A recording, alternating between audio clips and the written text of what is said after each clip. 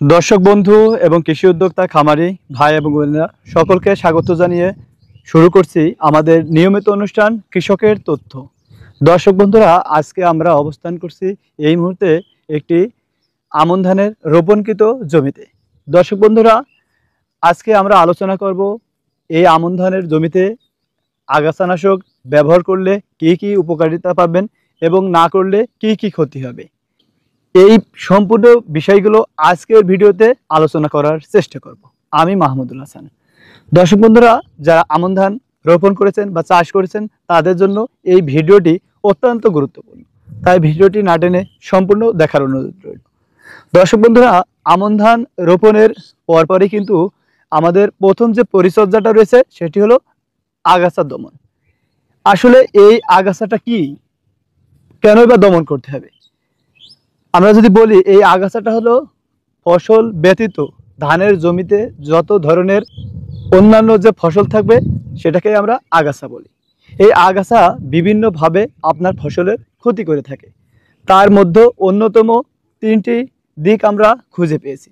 যেমন, আপনার ধানের জমিতে প্রথমত যখন আপনি সেচ দিবেন, এই আগাছা এই সেচের উপরে ভাগ বসাবে। দ্বিতীয়ত, আপনার ধানের জমিতে যখন আপনি সার, কীটনাশক, ভিটামিন, পিজিআর ব্যবহার করবেন, এইগুলোর উপরে ভাগ বসাবে।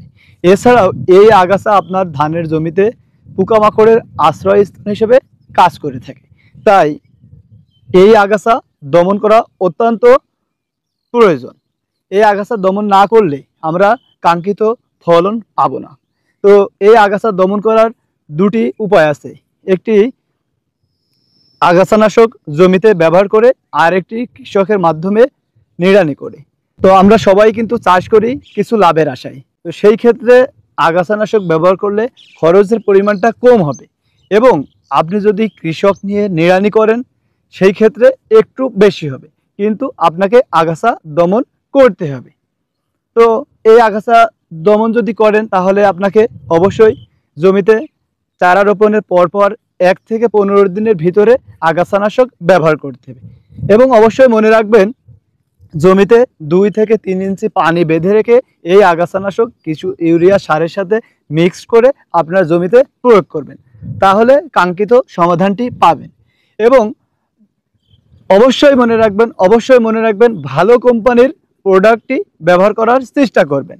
আর যদি আপনি আগাছানাশক ব্যবহার করতে না পারেন তাহলে অবশ্যই আপনাকে কৃষক নিয়ে এই আগাছা দমন করতে হবে, তা না হলে আপনি কাঙ্ক্ষিত সমাধানটি পাবেন না।